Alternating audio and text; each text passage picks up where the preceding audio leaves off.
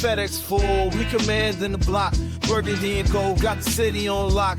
Hustling plays, they don't need to pretend. DC reppin' strong and we fight to the end. Commanders moving, no breaks, no pause. Hands in the dirt, respecting the call. K-Dot in the mid, dissect the grind. District divider with a city in mind. Trying to dance why, don't miss a bit. And you gotta spread the words, or shit is shit. K-Dot. Welcome, everyone, to District Divided, a DC sports podcast, more specifically a Washington Commanders podcast and an installment of Shades Monday to round out the season. The Commanders victorious on the road 24-17 against the Philadelphia Eagles. I'm Amit, and that is K-Dot. This is going to be our reaction to the game and the comment mailbag. Before we begin this episode, if you could please like the video, subscribe to the channel, hit the notification bell, comment as you always do, and K-Dot. Share this shit, guys. Come on, share it. Share this shit. We greatly appreciate it, and let's go ahead and get into it, K-Dot. Once again, the Commanders win 24-17, finishing the season with a W, finishing that in-division tournament with the W that Dan Quinn has called it. Feel great for the guys in the locker room to get this victory. The Eagles played with fire a little bit. They actually had the chance at the 2 seed, as it turns out, with Chicago losing to Detroit. They rest their starters. They come up short against us. K-Dot, your reaction to the game? Oh, reaction initially was we smoking on that Eagles pack. Like, it didn't look pretty. It was against third stringers. McKee did not do anything for his resume. But at the end of the day, smoking on that Eagles pack. And I'm sorry, but after this game, they're just a little bit more weaker going into the playoffs, and I'm good with that because I hate those fuckers. And then outside of that, it was a win. And, you know, I've been looking for making sure this team gets wins. And did it look great? Nah. Were there a lot of things I could probably complain about, push, poke, or whatever? Yeah. Will it really matter going forward? Maybe not. Does it matter if a win? Does it matter anything? Maybe anything. This might be completely inconsequential. But at the end of the day, it felt good to get a victory, to end on some sort of high note. And I didn't start feeling any other way other than that until I pulled out my phone after the game. Yeah. And so, K-Dot, we had talked about this game beforehand, and we said, you know, could just ultimately be a meaningless game, and we're just getting out of this season. For me, I had said that it did matter to me how we came out with our energy, which guys make plays in this game. And yeah, it was certainly sloppy at times. We got Ben Sinnott, who you and I are both a fan of here, right? Having back-to-back false starts on 2 different drives at the goal line. That's obviously going to be an inexcusable thing moving forward in games of consequence. But overall, I was pleased with the effort. Shout out Jeremy Reeves for the interception. Yes, right to him, but he caught it. We've seen people drop that before. So it was really nice to see him make that play. He also had a diving pass deflected, which was really nice to see. And shout out Josh Johnson for getting his second career win and looking pretty good in this game, you know, especially for a third string quarterback just being thrown in there. It was really nice. 39 years old, still had the legs. Yeah. No, he played very well. And so, K-Dot, obviously we'll get to moving forward in our next episode. Guys, we'll also give our playoff bracket. We will go ahead and say what we think happens in the AFC and NFC. That episode will record Tuesday. That'll either come out Tuesday night or Wednesday. So we win the game. Locker room feeling good. Dan Quinn, 12-5 last season, 5-12 this season, officially at 500. Reports looks like he's going to be totally safe. Some lingerings on Cliff Kingsbury. We'll talk about Joe Witt also, of course. Again, that's going to be the future episode. K-Dot, any final thoughts on this game? And then I have a thought on the NFC playoff picture because of what happened in this game. Yeah, I was going to say, this game was the only ray of sunlight today. Prior to the game, I had to read about the Cliff Kingsbury stuff. Then I watched the game. We won. I felt good about that. Then afterwards, I had to go watch the entire 106.7 network. Maybe want to set fire to the fucking building. Well, if for those that are unaware of the Cliff Kingsbury rumors and murmurings and things like that, sounds like there might be a disconnect between him and Adam Peters. Look, we don't know. We'll figure it out. That was Diana Rossini talking, and then Ben Standing dove in a little bit. He's had a couple questions in the last couple of weeks around it. We'll say this for those that are following the saga and aren't following the saga. Jaden Daniels' mom did tweet, hey, season's over. Looking forward to year 3 of Jaden Daniels and KK, Cliff Kingsbury. So, you know, not insignificant that she's out there tweeting that, at least casting her vote if this thing is a thing. And so that's just something important. What I want to say is that for the playoff picture, I know a lot of you did not want to win this game, and K-Dot and I disagree with you. Yeah, fully. you're a loser. Right. So we dropped from 5th overall to 7th overall. Oh, no. Oh, no. If you believe in Adam Peters, that should not matter to you at all. I don't. Just to be clear. Okay. But here's the other thing. This game was huge in terms of what I believe we blocked Philadelphia from doing. That 2 seed was incredibly important. Incredibly important because you get to host a divisional round game after your wild card game. Green Bay, currently wounded, right, as a 7 seed. If Philadelphia gets that, I think they win that game, and then they get to host one more game.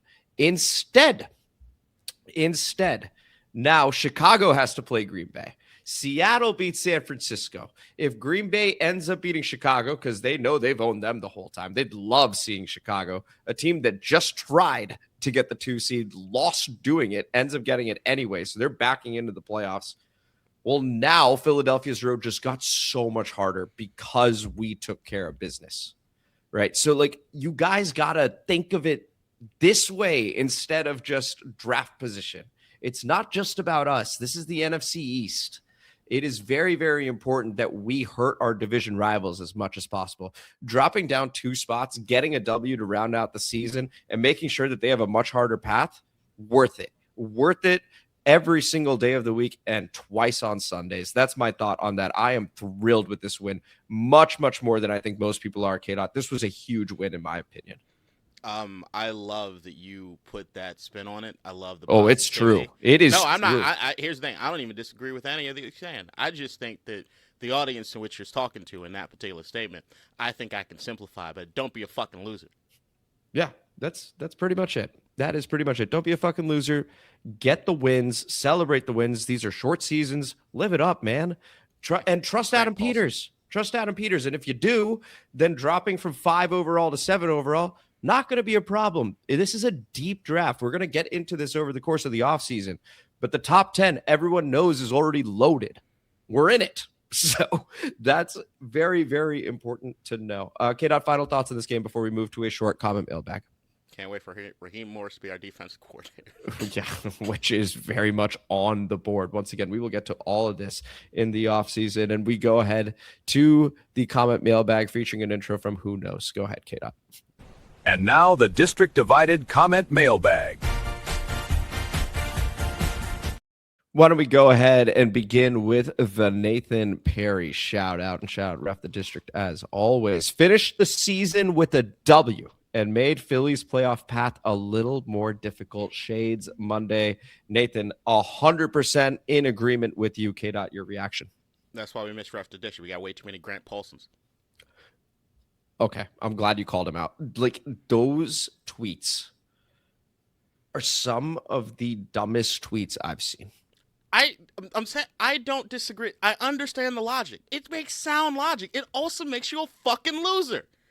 Like, it's not even sound logic. No, the thing, like, if someone says, "Hey, it's that important to me that we get 2 draft positions, and I'm okay with losing the game," okay. I get, like, I don't agree with you. I think it's dumb. But at the end of the day, if that's your logic, I get it. It tracks. But it also makes you a fucking loser. I cannot understand. I'm telling you, it's always the same people. It's the complainers, it's the whiners, it's the bitches. But they're the ones with the largest microphones. It's because it works. Because it makes me angry. And I went on my Instagram for the first time forever and dropped a comment. You shitting me? Wow. They knew what they were doing. I guess it works. All right, and here's Tony. Shout out Tony OG. Amit, I noticed you conveniently missed one of my comments, so I reposted it for you. We need live footage of A-Train doing a massive line and immediately passing out as his brain explodes. Now, this has to be said, Tony. As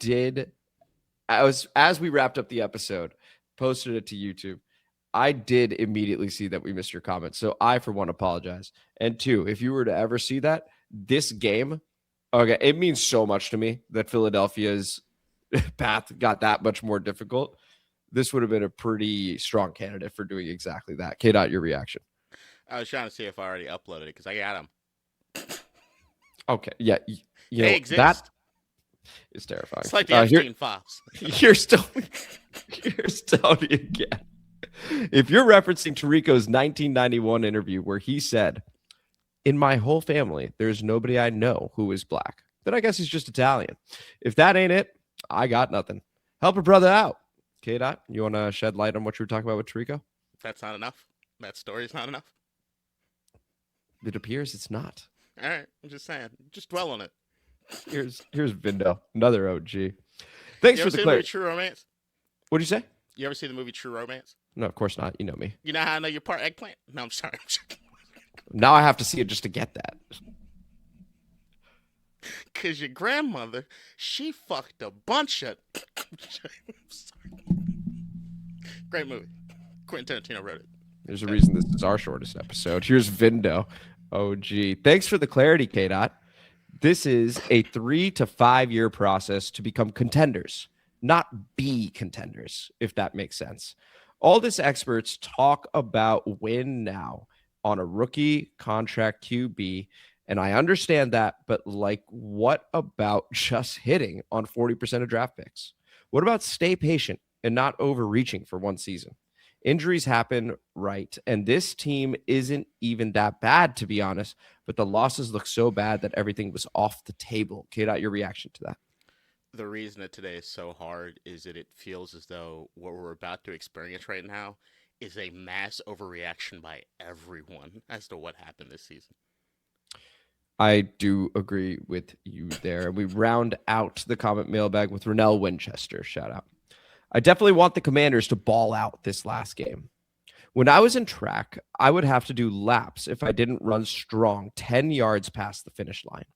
Also, I would like to see Newton have another chance at some more sacks. I know we will keep a lot of this season's players, but do you think we will replace the defense secondary in the offseason? Ugh. I agree our losing record was about health, but it was also about depth. I hope AP does a good job with this. When you read this in the mailbag after the Philly game, I hope we won or played strong at the very least. HTTC, and Happy New Year, guys. Happy New Year to you too, Rennell. Really appreciate the comment there. K-Dot, your reaction. Yeah, man, I honestly think it's a slow and steady process, but you got to kind of do it one peg at a time. I actually still think we're kind of on schedule. Yeah, and again, I really appreciated the fight that I saw. I'm glad we man. played the guys that we did. Shout out Von Miller for getting his incentive, and I believe that's 9 sacks on the season. And that last one, 9.5. There you go. Thank you, K-Dot, for the correction. And rounding it out with that sack being one to close the game out, essentially. That was on 3rd and 10, you know? So, like, that's a win. Thanks to Vaughn. And it was really cool to see Deron Payne back out there get his sack. Noah got one too. I mean, it's always nice beating Philadelphia. It is always nice beating Philadelphia. And this was the show. This was District Divided, a DC sports podcast, more specifically, a Washington Commanders podcast. Thank you guys for listening to our very quick reaction to this. And please feel free in the comments. Let us know. Did you want to lose? Who are we missing out on now that we're picking 7 instead of 5? I want to know. K-Dot doesn't. That is K-Dot. And if you enjoyed the episode, please like the video, subscribe to the channel, hit the notification bell, comment as you always do. And K-Dot. Fuck off. In DC, we're just hoping that you listen.